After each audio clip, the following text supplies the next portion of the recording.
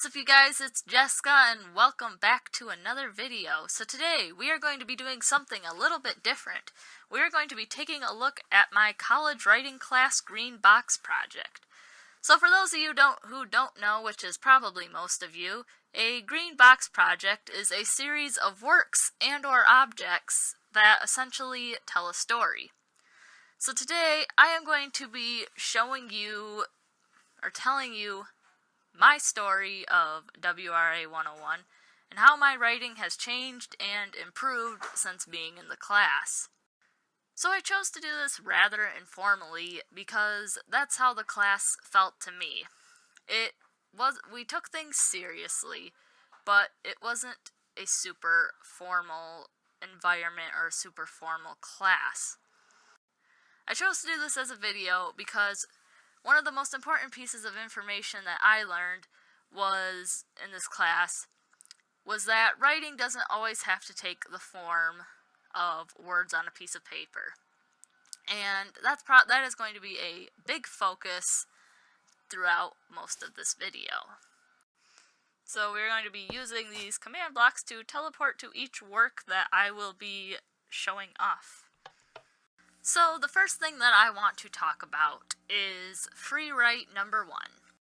So pretty much every day in this class, we were given a topic and we had about 10 minutes to write about that topic.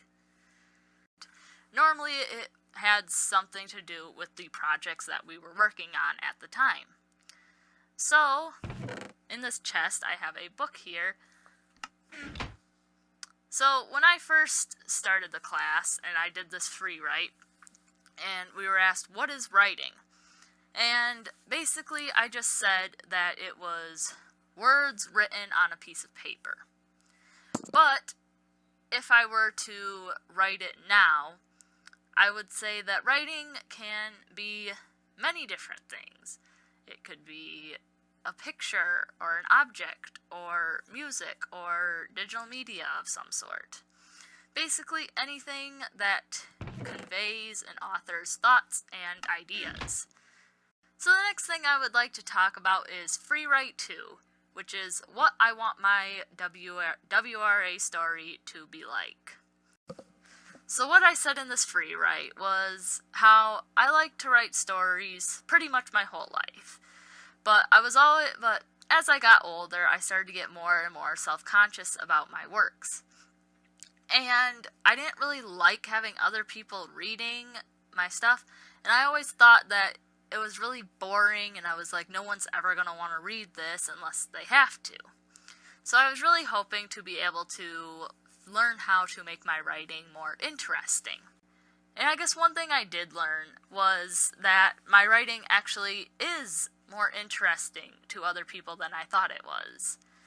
And I had also, like I said before, I had also learned how there are many different ways to get a point across to somebody. It doesn't just have to be in the form of writing as in words on a piece of paper, but it can be in the form of many different things.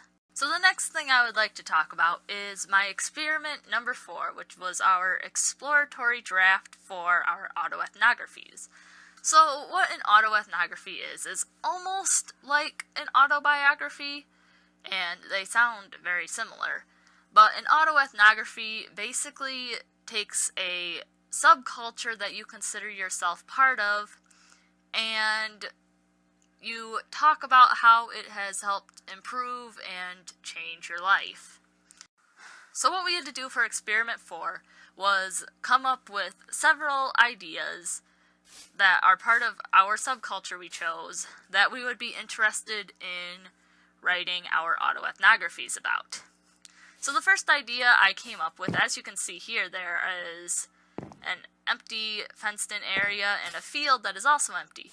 I wanted to describe or talk about this because if there were no farmers, we would not have any food. There would be nobody growing crops and nobody raising animals for food.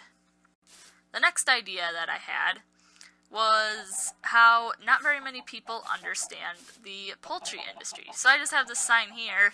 It's like if somebody didn't know anything about birds or how to raise birds, that they might Google search how to raise chickens. And I got a chicken here in a pen. Just, I don't know, to symbolize that, I guess.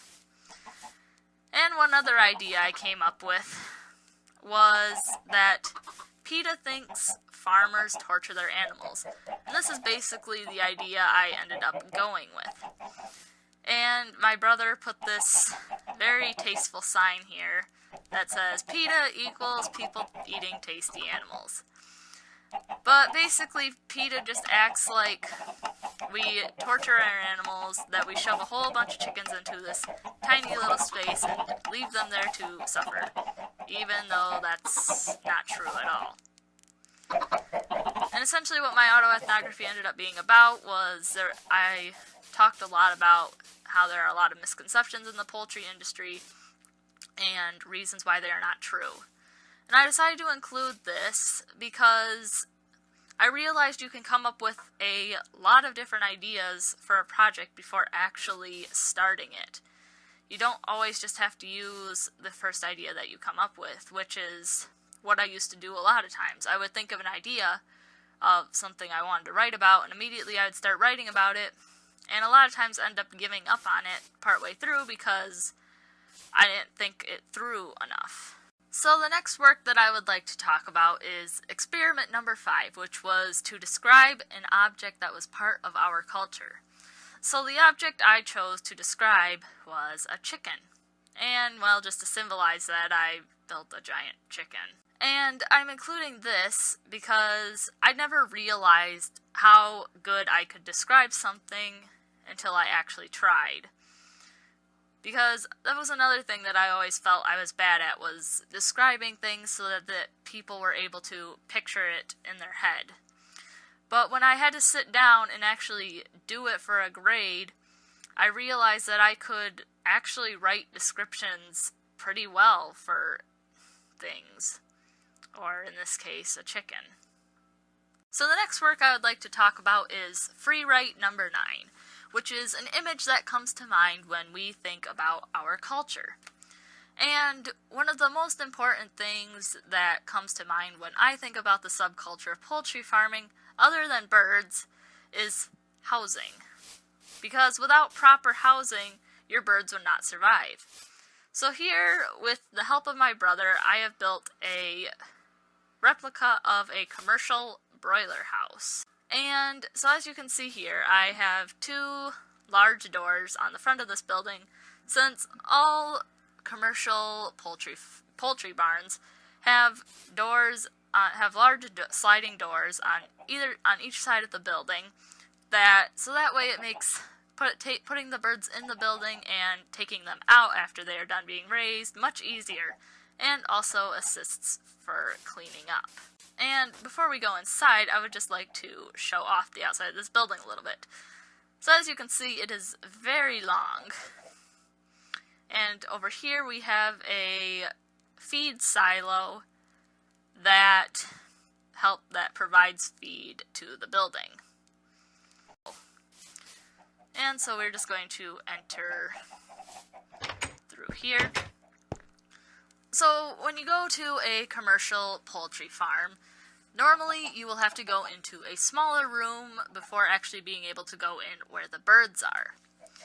So here I have basically a computer set up, because in this room there will be a monitor that is monitoring everything going on with that building, such as feed intake, water intake, heat, humidity, and all kinds of stuff that is important to the farmer to know.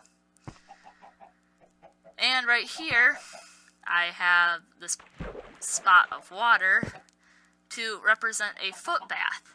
And what a foot bath is essentially just a pan of water that you would step into that is full of sanitizing solution to make sure that your boots are clean before entering the building, since on poultry farms, biosecurity is very important.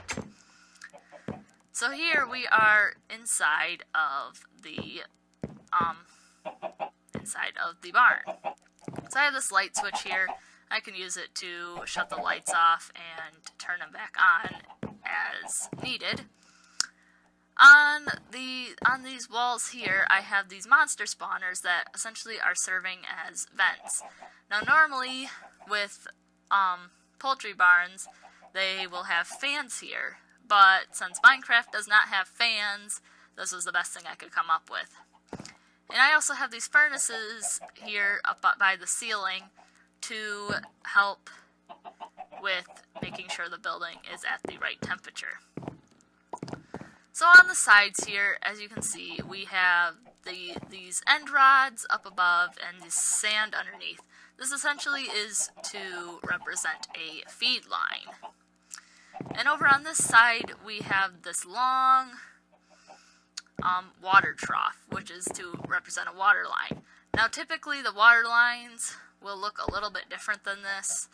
Normally they will be nipple drinkers or bell drinkers, not this long trough of water.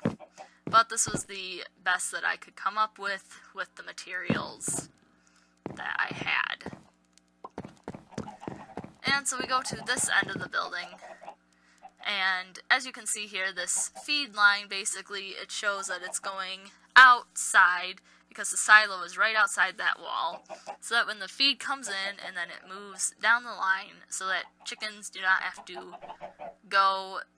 come all the way down here to eat. And then over here I also have another set of sliding doors, furnaces, and ventilation. You also can see there are smaller vents all along the sides of the building. So normally in a commercial poultry barn, there will be more feed lines and more water lines than this. And there will also be a lot more chickens. But for space-saving purposes, I chose not to add any more feed and water lines in. And we can't have too many more chickens, otherwise we'll get chicken lag and not be able to move. But I have this command block here that spawns in more chickens, if I want more chickens. But once we start adding too many, it starts to get laggy and makes it hard to move, and we don't want to deal with that. And so the reason why I included this was essentially the same reason as the previous work that I talked about. And that is how I am pretty good at describing things when I actually sit down and try to describe them. So the next thing I'd like to talk about is my autoethnography first versus final draft. So like I said, one of our projects that we had to do was an autoethnography. And for our autoethnography, we had to turn in a rough draft and then eventually our final draft. So with our first draft, we wrote it up and we turned it in, but it was visible so that anyone else in the class could read it. This was because we were going to be meeting in small groups with our professor, and we would have to read our autoethnography out loud to them, and they would give tips and suggestions on how they would change it or how they thought we could make it better. So, with my first draft, it was only 5 pages long. I did not talk about any misconceptions in the poultry industry, and I didn't describe things as well as I should have. But, so we met in the groups, we all read our autoethnographies, we all gave each other our suggestions and whatnot. And with these suggestions, I was able to make my final draft 10 pages long, which is double what it was before. I added the misconceptions in, and I added more description in. Because, I had wrote some stories in there and a few other things that people, they wanted to be able to picture it in their head. So I added more description, so that way it was easier for people to think about it in their heads and kind of picture what happened. And with this, I kind of learned that I didn't have to be so self-conscious about my writing, especially because with our rough drafts, it was online for everybody to see, even though everyone's rough draft was up there, so, and obviously they were probably all changed before turning in the final draft. And since it's a rough draft, it's, well, rough. And I also learned how just a little bit of help and a little bit of suggestions can do quite a bit for you with helping you to decide what you want to do with your writing and what should be changed about it. The final project that I would like to talk about today is my farm to fork video. And with this, I would say this project is probably the one I am most proud of from my writing class. And it's by far the one that I put the most work and effort into. Between about 5 to 6 hours of filming at home and another few hours of filming here at school, not to mention endless hours of editing, this project took about a month to put together. And on top of having to do this project, I also had work for other classes that I had to do. So here I have a field with a villager that is growing crops, and a pen with a villager who is taking care of some farm animals. And then over here I have a little shop with a villager that is selling stuff. And the point of this video was to tell people the process of how food gets from a farm to them, the consumer. And my goal was to try and get people thinking about where their food comes from and start thinking about what the process was that their food went through to get to them.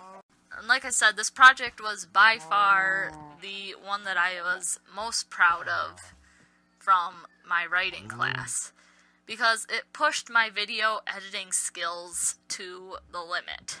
I did a lot of stuff in the video that I never realized I was able to do before. So there you all go. That was my WRA 101 Green Box project. I really hope you all enjoyed, and if you did, please like and subscribe, and I will see you guys all next time.